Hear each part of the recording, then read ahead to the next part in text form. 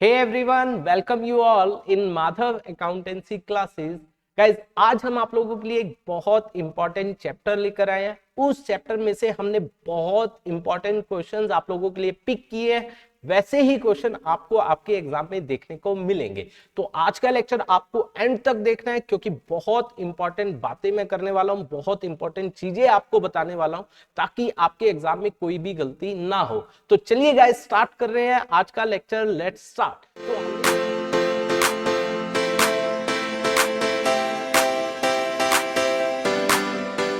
तो हमने जो चैप्टर पिक किया है, सबसे पहली बात डिसोल्यूशन ऑफ पार्टनरशिप फॉर्म, उसमें से कुछ इंपॉर्टेंट क्वेश्चन हमने लिए हैं। वैसे ही क्वेश्चन आपके एग्जाम में देखने को मिलेंगे, तो बहुत ध्यान से सुनना है और समझना है। तो चलिए गाइस स्टार्ट कर रहे हैं सबसे पहले क्वेश्चन के साथ। Neeraj, Dheeraj and Sheeraj were partner in a firm since 2015। ठीक है guys, due to some personal financial needs and constant disagreement among them they decided to dissolve the firm. उन्होंने फर्म बंद करने का निर्णय लिया। विजय financial and legal consultant has been appointed to carry out the dissolution process। हमने उनको appoint किया mister विजय को और वो डिसोल्यूशन करवाएंगे। ही ओपन रियलाइजेशन अकाउंट, उन्होंने रियलाइजेशन अकाउंट ओपन किया। आप जानते ही हो जब डिसोल्यूशन होता है तो रियलाइजेशन अकाउंट हम बनाते हैं। And transferred all the recorded asset, जो बुक्स के अंदर अपीयर कर रही थी सारी एसेट को उसने ट्रांसफर कर दिया, इंक्लूडिंग गुडविल। गुडविल को भी आप डालते हो रियलाइजेशन की डेबिट साइड पर। एक्सेप्ट किसको नहीं किया? Fictitious asset. आप बहुत अच्छे से जानते हो जो फिक्टिशियस एसेट है वो रियलाइजेशन में जाता नहीं है, ये लॉस होता है, ये पार्टनर्स कैपिटल की डेबिट साइड पर आता है। And cash and bank balance ये भी जाता नहीं है क्योंकि इसका अलग से अकाउंट बनाया जाता है। बाकी सबको हमने डेबिट ऑफ रियलाइजेशन अकाउंट में क्या कर दिया है? ट्रांसफर कर दिया है। बिल्कुल सही किया उन्होंने। ये बात समझिए, ये ऑलरेडी सब कुछ कर चुके हैं तो हमें दोबारा करने की जरूरत नहीं है। And outsiders liability to the credit side of realisation account, और हमने सारी की सारी जो आउटसाइडर लाइबिलिटीज होती है, आपको पता है रियलाइजेशन की क्रेडिट में जाती है, वो भी हम डाल चुके हैं। He observed the following transactions। पहला, there was an old computer, एक पुराना कंप्यूटर है, which had been written off, जिसको हम ऑलरेडी राइट ऑफ कर चुके हैं, मतलब वो अब बुक्स के अंदर नहीं है। From the books it was estimated to realize ₹8,000, फिर भी हमें उससे 8,000 मिल रहा है, बुक्स के अंदर है ही नहीं, हमें तो बेनिफिट हो रहा है। It was taken by Neeraj partner eight estimated price less 25%। उसको नीरज एक पार्टनर है वो लेकर जा रहा है जो उसका एस्टिमेटेड प्राइस है उससे 25% कम में। तो हमें इसके बारे में बताना है। देखते पहले हमसे डिमांड क्या किया गया उसके अकॉर्डिंग हम करेंगे। अ डिस्प्यूटेड क्लेम ऑफ 50,000, एक क्लेम है डिस्प्यूटेड है ऑफ अ वर्कर के साथ डिस्प्यूट हुआ है फॉर कंपनसेशन, कि उसको कंपनसेशन मिलना चाहिए, वो मांग रहा है, विच रिमेन अनरिकॉर्डेड, लेकिन हमने उसको बुक्स के अंदर दिखाया नहीं है क्योंकि बेसिकली ये कॉन्टीजेंट लाइबिलिटी होती है। ठीक है, in the books was finally settled at 30,000। अब कोर्ट का डिसीजन आ गया कि हमें 30,000 उसको देना पड़ेगा। तो गाइस अब हमें 30,000 देना पड़ेगा, तो इसको कैसे दिखाया जाएगा इसकी बात करेंगे हम। Dheeraj paid ₹60,000 for using the name of the firm. Dheeraj ने फर्म का नाम यूज किया है, गुडविल यूज किया है, उसके नाम को वो 60,000 फर्म को देगा। Alright, there was an unrecorded asset of 60,000, कोई अनरिकॉर्डेड एसेट है 60 की, half of which was sold for 30,000, हमने उसको बेच दिया और उससे 30,000 आ रहा है। Very good. And remaining half was taken by Sheeraj partner of ₹425,000। बाकी आधी जो है वो शीरज पार्टनर है वो लेकर जा रहा है 25,000 में, और वो अनरिकॉर्डेड एसेट है guys, mind my word, unrecorded है।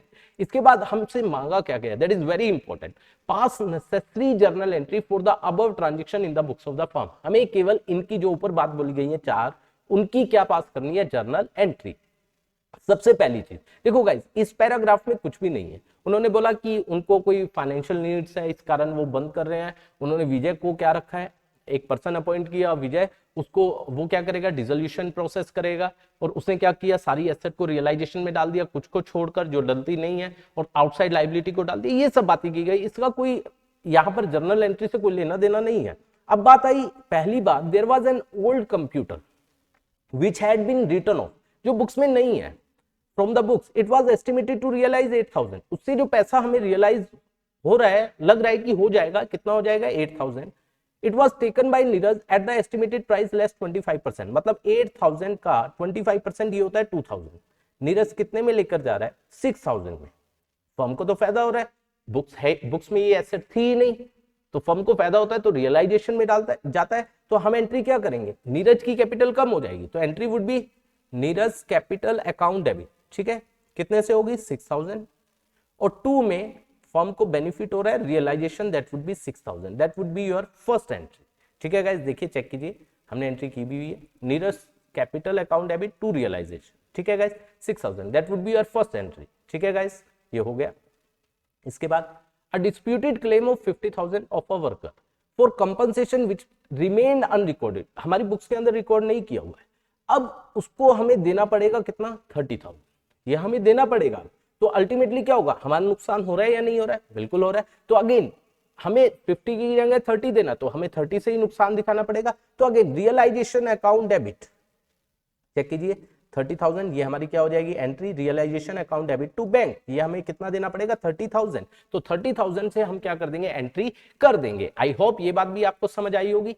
इसके बाद नेक्स्ट देखिए, Dheeraj paid 60,000 for using the name of the firm, क्योंकि उसने फर्म का नाम यूज किया है, तो फर्म को तो बेनिफिट होगा, पैसा आ रहा है, तो हम बैंक यूज नहीं करेंगे, क्योंकि पार्टनर से पैसा जो है यूजुअली आता नहीं है या जाता नहीं है, हम उसकी कैपिटल के थ्रू करते हैं। तो यहाँ पर धीरज क्योंकि पार्टनर है, तो we will do the entry, क्या धीरज की कैपिटल कम हो जाएगी, अगर कोई अदर पर्सन होता तो पैसा आ जाता, ठीक है, बैंक अकाउंट डेबिट हो जाता, लेकिन धीरज पार्टनर है, तो धीरज अकाउंट डेबिट, धीरज कैपिटल अकाउंट डेबिट, धीरज कैपिटल अकाउंट डेबिट कितने से 60,000, 2 में दैट वुड बी क्या हो जाएगा रियलाइजेशन, फायदा हो रहा है, दैट वुड बी कितना हो जाएगा 60,000। तो चेक कीजिएगा इस एंट्री, यही हो रही होगी Dheeraj capital account debit to realisation. I hope ये बात भी आपको समझ आई होगी।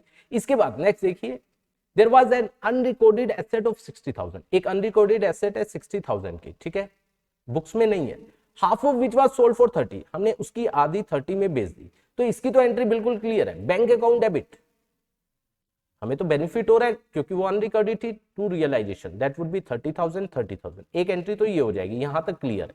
And remaining half was taken over by Sheeraj partner 25, again partner लेकर जा रहा है, ठीक है, तो वो पार्टनर कितने की लेकर जा रहा है 25 में, और वो अनरिकॉर्डेड है, तो अगेन हमें 25,000 का फायदा हो रहा है, तो हम क्या कहेंगे शीरज कैपिटल अकाउंट डेबिट कितने से 2 में 25,000 से होगी, 2 में क्या हो जाएगा रियलाइजेशन 25,000, या हम इन दोनों की कंबाइंड एंट्री भी कर सकते हैं, bank account debit 30,000, Sheeraj capital account debit 25,000, to realisation 55,000। Check कीजिएगा इस, देखिए इन्होंने कंबाइंड एंट्री ये हमारी की हुई है। आई होप चारों की चार एंट्री आपको अच्छे से क्लियर हुई होगी, और ये हमारा 4 मार्क्स का क्वेश्चन आपसे पूछा जाएगा, that is quite easy. I hope अब आप कर पाओगे, आपको कोई दिक्कत नहीं होगी। चलिए गाइस आगे चलते हैं। देखिए इसके बाद क्या बोला गया, एक और क्वेश्चन है, ऐसा ही क्वेश्चन देखिए गाइस, या तो आपसे वो पूछा जाएगा जो अभी मैंने करवाया, या इस तरीके का पूछा जाएगा, तो ये इसके आने के चांसेस ज्यादा रहते हैं।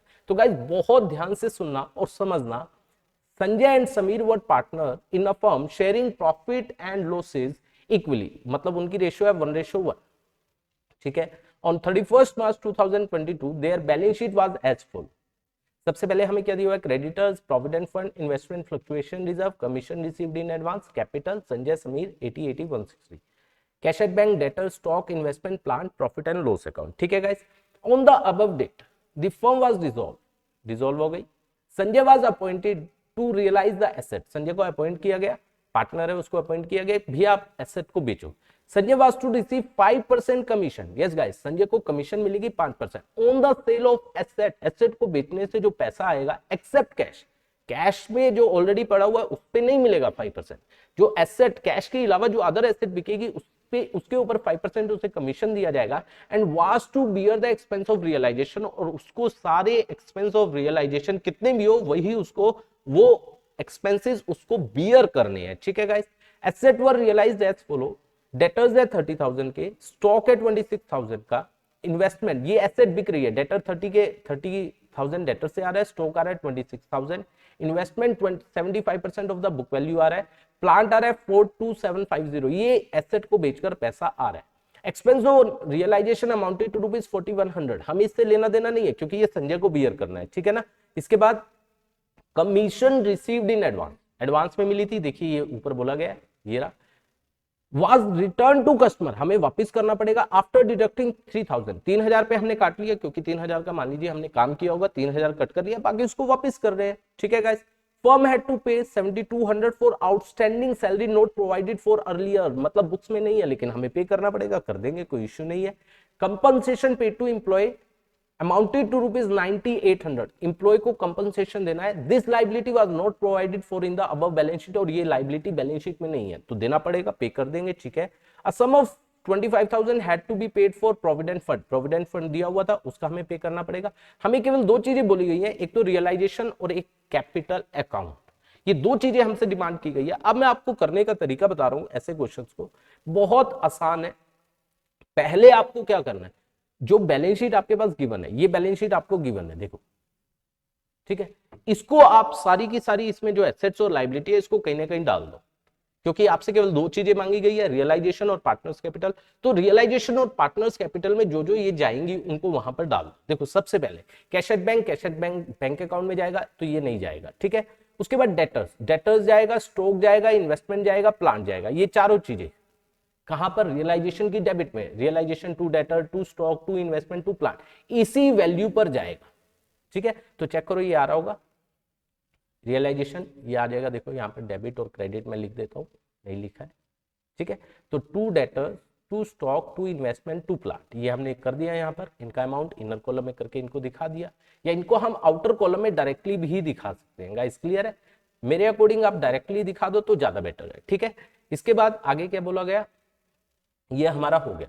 इसके बाद प्रॉफिट एंड लॉस अकाउंट, क्योंकि हमें दो अकाउंट बनाने हैं, one is realisation, one is partners capital. Profit and loss account ये लॉस है तो पार्टनर्स में डिवाइड होगा, लॉस होगा, लॉस डिवाइड होगा तो उनकी कैपिटल कम होगी, तो ये डेबिट में जाएगा to profit and loss account. Check करो, क्योंकि दोनों साथ साथ बनाएंगे, ठीक है, उनकी रेशो में वो डिवाइड हो जाएगा 1:1, 27, 27। ऑलराइट गाइस, इसके बाद नेक्स्ट हमारे पास क्या बोला गया, ये सारी चीजें हो गई, एसेट खत्म। Liabilities, creditors provident fund, creditors भी आउटसाइड लाइबिलिटी है, प्रोविडेंट फंड एम्प्लॉयज को होता है, आउटसाइड लाइबिलिटी है। इन्वेस्टमेंट फ्लक्चुएशन रिजर्व, एसेट से रिलेटेड कोई भी प्रोविजन और रिजर्व है, जहां एसेट जाएगी वहीं क्या जाएगा, रिजर्व और प्रोविजन, मतलब ये भी रियलाइजेशन में जाएगा, क्योंकि एसेट हमने कहां दिखाई है, रियलाइजेशन में, तो ये भी रियलाइजेशन में। कमीशन रिसीव्ड इन एडवांस, ये भी लाइबिलिटी है, रियलाइजेशन। तो ये चारों चीजें, creditors, provident fund, investment fluctuation reserve और कमीशन रिसीव्ड इन एडवांस, ये चारों चीजें यहां पर आएगी। देखिए, by creditors, by provident fund, by investment fluctuation reserve और by commission received in advance, जो उनकी वैल्यू अपीयर कर रही है उसी पर आएगी, तभी ये अकाउंट बंद होंगे हमारे, ठीक है। उसके बाद कैपिटल अकाउंट में संजय और समीर दोनों का बैलेंस है, तो बाय बैलेंस कैपिटल अकाउंट हम बना रहे हैं, बाय बैलेंस क्या हो जाएगा, ब्रॉट डाउन, ठीक है। ये सब क्या हुआ, देखो अल्टीमेटली हमने क्या किया, सारी की सारी बैलेंस शीट को क्या कर दिया, कहीं ना कहीं ट्रांसफर कर दिया, और फाइनली अब हमें ऊपर देखने की, यहां देखने की जरूरत ही नहीं है, ठीक है। अब देखो, on the above date the firm was dissolve, dissolve हो रही है, Sanjay was appointed to realise the assets, Sanjay was to receive commission 5%, ये तो बाद में आएगा, पहले देखना भी तो पड़ेगा ना कितने की एसेट बिकी है। Commission on the sale of assets except cash and was to bear the realisation expense, ठीक है। देखो, एसेट रियलाइज हो रही है, debtor, debtor stock investment 75% of book value, plant 42750, तो डेटर, तो एंट्री क्या होगी, एंट्री होती है बैंक टू रियलाइजेशन, क्योंकि अब वो एसेट नहीं है तो वो क्या है, realisation, entry would be bank to realisation, ठीक है।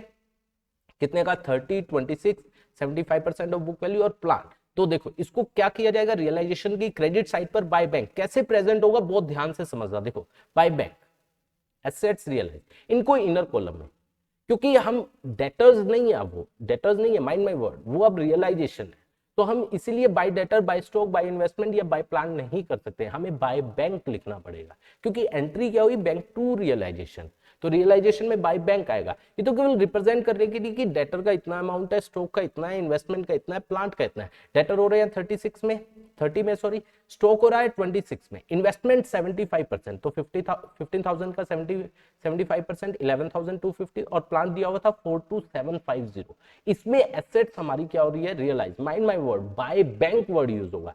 ये केवल किस लिए, ये चारों किस लिए दिखाए गए हैं, ताकि ये पता चल जाए कि अलग अलग किससे कितना रियलाइज हो रहा है, नथिंग एल्स। अदरवाइज मेन चीज क्या है, बाय बैंक, ये बात आपको ध्यान रखनी है, ठीक है। इसके बाद नेक्स्ट चलते हैं, हमारे पास आगे क्या बोला गया, एक्सपेंसेस ऑन रियलाइजेशन 4100, मेरे ख्याल से और कोई एसेट नहीं बोली गई थी, मैंने अभी हमने पढ़ा कोई और एसेट नहीं है, तो 1 लाख की एसेट आपकी बिकी है, ठीक है। उसके ऊपर 5% आप दोगे, कितना आ जाएगा, 5%, दैट वुड बी 5000, ठीक है। ये किसको दिया जाएगा, पार्टनर को, पार्टनर कौन है, that is who is the partner जो ये कर रहा है, दैट इज संजय। तो entry would be realisation account debit. Entry क्या होती है, रियलाइजेशन टू संजय कैपिटल, ठीक है, दैट वुड बी कितना हो जाएगा 5000 एंड 5000, ठीक है। तो realisation to Sanjay capital check कीजिए, रियलाइजेशन में टू संजय कैपिटल यहां आ रहा है, ठीक है 5000, अच्छा 1,10,000 है, सॉरी 1,10,000 है, तो ये कितना आ जाएगा 5500, ठीक है, हो जाएगा, ये तो कोई इश्यू नहीं है, 5500 यहाँ पर आ गया। तो यहाँ पर 5500 और एंट्री क्या हुई, रियलाइजेशन टू संजय कैपिटल, और संजय कैपिटल में बाय रियलाइजेशन 5500, ये हमारा यहाँ पर आ जाएगा। आई होप यहाँ तक आपको आया होगा। और इसी के साथ एक और बात बोली गई थी, देखो कि expense on realisation amounted to ₹4100, इसका कोई लेना देना नहीं है, क्योंकि संजय को ही बियर करना है और पे करना है, तो इसका फर्म से कोई लेना देना नहीं है। इसके बाद next, commission received in advance was return to customer after deducting 3000। देखो कमीशन है कितनी है, कमीशन थी 8000, ये देखो 8000 है, 3000 डिडक्ट कर दिया, तो इसका मतलब हम कितना पे कर रहे हैं 5000। तो अगेन ये रियलाइजेशन है, तो realisation to bank, to bank में देखो कमीशन रिपेड कितना आ जाएगा 5000, अगेन टू बैंक होगा। ये तो केवल किस लिए दिखाया गया कि इसका इतना इतना अमाउंट पे किया है, मेन चीज क्या है टू बैंक, ये बात ध्यान रखनी है आपको, ठीक है। तो कमीशन पेड आ गया 5000, ये हमने दिखा दिया यहाँ पर। उसके बाद नेक्स्ट क्या बोला गया, firm had to pay 7200 for outstanding salary not provided for earlier, मतलब हमने बुक्स में दिखाया नहीं, अब पे करना पड़ेगा, नुकसान होगा। तो entry would be realisation to bank, क्योंकि नया अकाउंट ओपन नहीं करेंगे, जब हम सारे अकाउंट बंद कर रहे हैं तो नया अकाउंट ओपन नहीं होगा, तो रियलाइजेशन लॉस है, realisation account debit to bank. Again यहाँ पर टू बैंक में देखिए सैलरी आउटस्टैंडिंग, ठीक है, टू बैंक होगा, मेन कंसिडरेशन टू बैंक ही आएगा, ठीक है। उसके बाद नेक्स्ट है हमारे पास, देखिए ये भी हो गया, compensation paid to employ amounted to ₹9800, और ये भी कहा नहीं है, बैलेंस शीट में नहीं है, अगेन पे करना पड़ेगा, तो रियलाइजेशन टू बैंक, अगेन यहाँ पर 9800 आ जाएगा। ऑलराइट गाइस, इसके बाद नेक्स्ट चीज क्या आती है, a sum of 25,000 had to be paid for provident fund. Provident fund का, क्योंकि हमने प्रोविडेंट फंड यहाँ दिखाया था, यहाँ 12 लिखा था, लेकिन पे करना है 25, तो 25,000 आ जाएगा, ठीक है। लॉस है तो डेबिट, क्योंकि रियलाइजेशन नॉमिनल अकाउंट है, debit all expenses and losses, credit all income and gains, यहाँ पर 12 आ रहा है और पे कर रहे हैं 25, डेबिट में 13 ज्यादा दिखा रहे हैं, तो लॉस अल्टीमेटली यहाँ पर आ रहा है, ठीक है गाइस। 25,000 हमने यहाँ पर क्या कर दिया, शो कर दिया। अगेन प्रोविडेंट फंड भी प्रोविडेंट फंड नहीं है, रियलाइजेशन है, that's why we are doing the entry realisation to bank, इसलिए to bank is main consideration guys, clear है। और उसके बाद देखिए आगे क्या बोला गया, इसके बाद और कुछ नहीं बोला गया। अब लास्ट में जाते हुए एक बात आपको ध्यान रखनी है, आपको देखना है क्या सारी आउटसाइड लायबिलिटी सेटल्ड हो गई है या नहीं हुई है। देखो क्रेडिटर्स के बारे में कुछ नहीं बोला गया, नहीं बोला गया, तो आपको ध्यान रखना है, जब क्रेडिटर्स के बारे में नहीं बोला गया तो आपको इसको पे ऑफ करना पड़ेगा। तो creditors 85,000, that is very very very important which you have to remember जब आप ये अकाउंट बनाओगे, कि आउटसाइड लायबिलिटी अगर कोई उसके बारे में कुछ नहीं बोला गया तो यू हैव टू पे ऑफ। प्रोविडेंट फंड हमने कर दिया, इन्वेस्टमेंट फ्लक्चुएशन रिजर्व ये पे ऑफ नहीं होता है, कमीशन रिसीव्ड इन एडवांस इसको हम पे ऑफ कर चुके हैं। और याद रखना किसी एसेट के बारे में जो टेंजिबल है, कुछ नहीं बोला तो उसको बुक वैल्यू पर रियलाइज करेंगे, ये भी हो चुका है। देखो डेटर, स्टॉक, इन्वेस्टमेंट, प्लांट, सब कुछ हो गया, तो कुछ करने की जरूरत नहीं है। और यहां से फाइनली हमारा क्या आएगा गाइस, प्रॉफिट और लॉस, किसका, रियलाइजेशन का। लॉस आ रहा है तो 1:1 में हमने डिवाइड कर दिया, और ये पार्टनर्स कैपिटल की कहां पर आएगा गाइस, डेबिट साइड पर, ठीक है गाइस। और अल्टीमेटली हम क्या करेंगे, इनका टोटल करेंगे डेबिट और क्रेडिट का। देखिए यहां पर क्रेडिट साइड ज्यादा है, डेबिट साइड कम है, तो ये पे किया जाएगा, संजय को 3000 पे कर दिया जाएगा। और यहां पर डेबिट साइड ज्यादा है और क्रेडिट साइड कम है, तो इससे मंगवाया जाएगा बाय बैक। आई होप ये बात आपको समझ आई होगी। ये दोनों के दोनों क्वेश्चन बहुत इंपॉर्टेंट है, आपको अच्छे से क्लियर हुए होंगे, क्योंकि इन्हीं में से आपको ऐसे ही क्वेश्चन आपको एग्जाम में देखने को मिलेंगे। तो आप अपने सभी फ्रेंड्स के साथ इसको शेयर कर दो, ताकि उनको भी ये चीजें समझ आ जाए और उनकी भी गलती ना हो। Thank you so much for watching this video.